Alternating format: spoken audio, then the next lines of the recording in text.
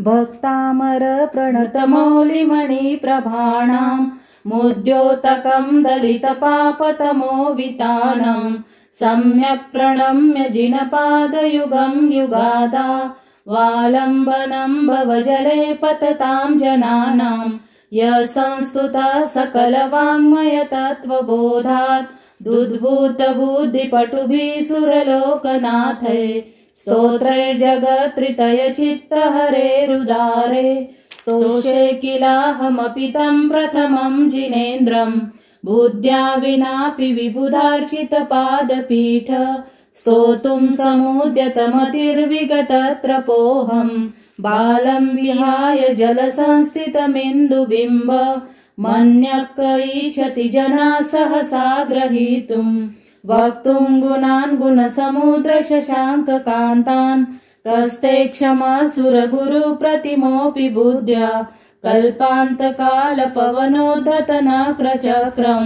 को वा तरितुमलमम्बुनिधिम्बुजाभ्यां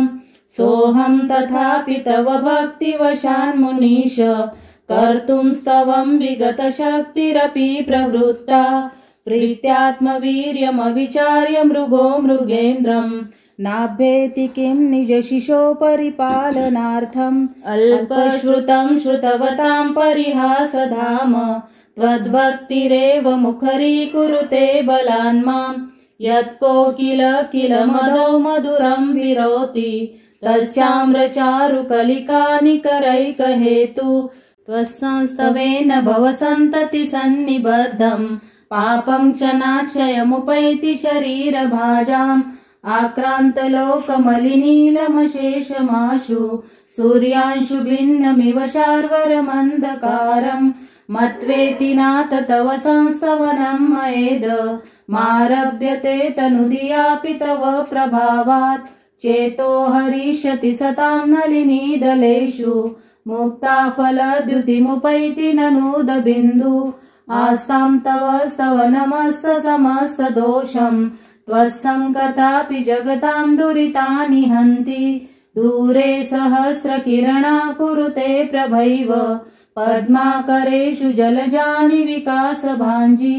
नात्यद्भुतं भुवनभूषणभूतनाथ भूतैर्गुणैर्भुवि भवन्तमभीष्टुवन्तः तुल्या भवन्ति भवतो ननु तेन किं वा भूत्याश्रितं य इहात्मसमं करोति दृष्ट्वा भवन्तमनिमेष विलोकनीयं नान्यत्र तोषमुपयाति जनस्य चक्षुः पीत्वा पयशशिखरदुरिदुग्धसिन्धो क्षारं जलं जलनिधेरसितुं क इच्छेत् यैषान्तरागरुचिभिः परमानुभिस्त्वं निर्मापितश्रीभुवनैकललामभूत तावन्त एव खलु तेऽप्यनव्या पृथिव्यां यत्ते समानमपरं न हि रूपमस्ति वक्रं क्वते सुरनरोरगनेत्रहारी निःशेषनिर्जितजगत्त्रतयोपमानं बिम्बं कलङ्कमलिनं क्व निशाकरस्य यद्वासरे भवति पाण्डुपलाशकल्पं सम्पूर्णमण्डलशशाङ्ककलाकलाप शुभ्रा गुणा त्रिभुवनं तव लङ्घयन्ति ये संश्रिता श्रीजगदीश्वरनाथमेकं कस्तान्निवारयति सञ्चरतो यथेष्टं चित्रं किमत्र यदि ते त्रिदशाङ्गनाभिर्नीतं मनागपि मनो न विकारमार्गं कल्पान्तकालमरुताचलिताचलेन किं मन्दराद्रिशिखरं चलितं कदाचित् निर्धूमवर्तिरपवर्जिततैलपूरः कृत्स्नं जगत्त्रयमिदं प्रकटीकरोषि गम्यो न जातु मरुतां चलिताचलानां दीपोपरस्वमसि नाथ जगत्प्रकाशः नासं कदाचिदुपयासि न राहुगम्य स्पष्टीकरोषि सहसा युगपज्जगन्ति नाम्बोधरोदर निरुद्ध महाप्रभावः सूर्यातिशायि महिमासि मुनीन्द्रलोके नित्योदयं दलितमोहमहान्धकारं गम्यं न राहुवदनस्य न वारिदानां विभ्राजते तव मुखाब्जमनल्पकान्ति विद्योतय जगदपूर्वशशाङ्कबिम्बं किं शर्वरीषु शशिनान्निविवस्वता वा युष्मन्मुखेन्दुदलितेषु तमस्सु नाथ निष्पन्नशालि वनशालिनि जीवलोके कार्यं कियज्जलधरैर्जलधारनम्रै ज्ञानं यथा त्वयि विभाति कृतावकाशं नैवं तथा हरिहरादिषु नायकेषु तेजस्फुरन्मणिषु याति यथा महत्त्वं नैवं तु काच शकले किरणाकुलेऽपि मन्ये वरं हरिहरादय एव दृष्टा दृष्टेषु येषु हृदयं त्वयि तोषमेति किं वीक्षितेन भवता भुवि येन नान्यः कश्चिन्मनोहरति नाथ भवान्तरेऽपि स्त्रीणां शतानि शतशो जनयन्ति पुत्रान् नान्यासुतं त्वदुपमं जननी प्रसूता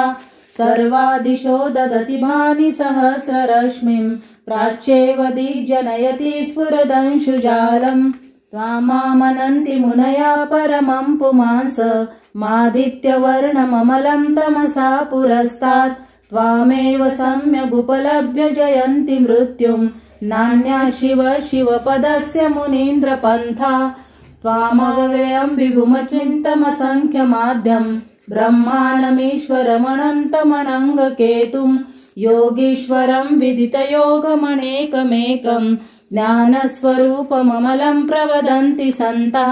बुद्ध्यस्त्वमेव विबुधार्चितबुद्धिबोधात् त्वं शङ्करोऽसि भुवनत्रयशङ्करत्वात् दातासि धीर शिवमार्गविधेर्विधानात् व्यक्तं त्वमेव भगवन् पुरुषोत्तमोऽसि तुभ्यं नमः त्रिभुवनार्तिहराय नाथ तुभ्यं नमः क्षितितलामलभूषणाय तुभ्यं नमः त्रिजगता परमेश्वराय तुभ्यं नमो जिनभवोदधिशोषणाय को विस्मयोऽत्र यदि नाम गुणैरशेषैस्त्वं संश्रितो निरवकाशतया मुनीश दोषैरुपार्तविविधाश्रयजातगर्वै स्वप्नान्तरेऽपि न कदाचिदपि श्रितोऽसि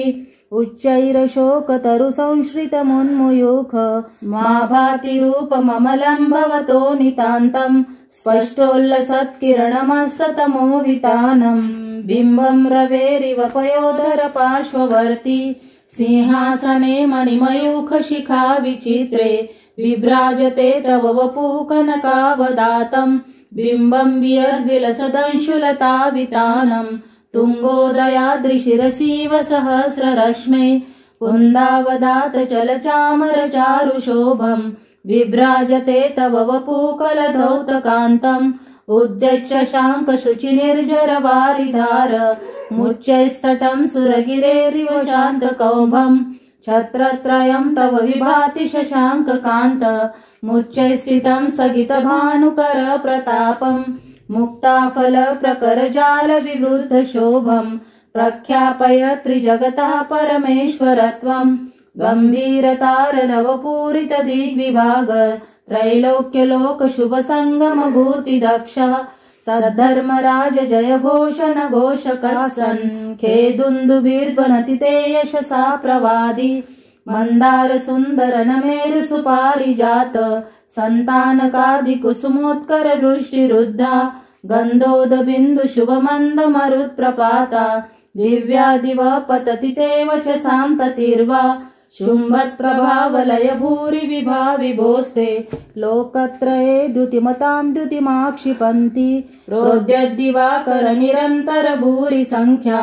दीप्त्या जयतपि निशामपि सोम सौम्यां स्वर्गापवर्ग गम मार्ग विमार्ग नेष्टा सद्धर्म तत्र कथनैकपटु स्त्रिलोक्या दिव्यध्वनिर्भवति ते विशदार्थ सर्व भाषा स्वभाव परिणाम गुणै प्रयोज्य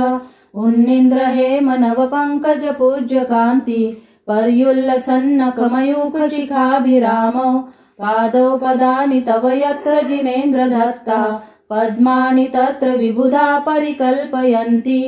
इत्थं यथा तव विभूतिरभूजिनेन्द्र धर्मोपदेशन विधौ न तथा परस्य यादप्रभादिन कृता प्रतान्धकारा तादत्कुतो ग्रगणस्य विकासिनोऽपि श्रोतन्मदा विलविलोलकपोलमूल मत्तद्भ्रमद्भ्रमरणादविवृद्धकोपम् ऐरावतापमिव मुद्दतमापतन्तं दृष्ट्वा भयं भवति नो भवदाश्रितानां भिन्नेव कुम्भगलदुज्ज्वलशोणिताक्त मुक्ताफलप्रकरभूषितभूमिभाग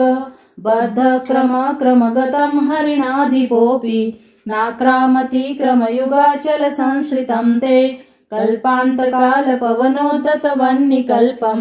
दावानलं ज्वलितमुज्ज्वलमुस्फुलिङ्गं विश्वं जिगत्सुमिव सम्मुखमापतन्तं त्वन्नामकीर्तनजलं शमयत्यशेषं रक्ते क्षणं समदकोकिलकण्ठनीलं क्रोधोद्धतन्फणिनमुत्फणमापतन्तम् आक्रामति क्रमयुगेण निरस्तशङ्का त्वन्नामनागदमनिरुदयस्य पुंसा वल्गतरङ्गगजगर्जित भीमनाद माजौ बलं बलवतामपि भूपतीनाम् उद्यद्दिवाकरमयूखशिखापविद्धं त्वत्कीर्तनात्तमैवाशुभिधामुपैति कुन्ताग्रभिन्न गजशोणितवारिवाह वेगावतार तरणातुरयोध भीमे युद्धे जयं विजितदुर्जय जेय पक्षास् त्वत्पादपङ्कजवनाश्रयिणो लभन्ते अम्भोनिधोक्षुभितभीषणनक्रचक्र पाटीनपीठभयदोल्वनवाडवाग्नौ रङ्गतरङ्गशिखरस्थितयानपात्रास्त्रासं विहाय भवता स्मरणाद्व्रजन्ति उद्भूतभीषणजलोदरभारभुग्ना शोचां दशामुपगताश्च्युतजीविताशा त्वत्पादपङ्कजरजाश्रितनूलदेहा मर्त्या भवन्ति मकरध्वजतुल्यरूपा आपादकण्ठमुरुशृङ्खलवेष्टिताङ्गा गाढं बृहन्निगडकोटिनिगृष्टजङ्घा त्वन्नाममन्त्रमनिशं मनुजा स्मरन्ता सद्यः स्वयं विगतबन्धभया भवन्ति मत्तद्विपेन्द्र मृगराजदवानलाहि सङ्ग्रामवारिधि महोदर बन्धनोत्तम तस्याशुनाशमुपयाति भयं भियेव यस्तावकं स्तवमिमं मतिमानधीते स्तोत्रस्रजं तव जिनेन्द्रगुणैर्निबद्धा भक्त्या मया विविधवर्णविचित्रपुष्पां दत्ते जनो यदिह कण्ठकतामजस्रं तं मानतुङ्गमवशासमुपैति लक्ष्मी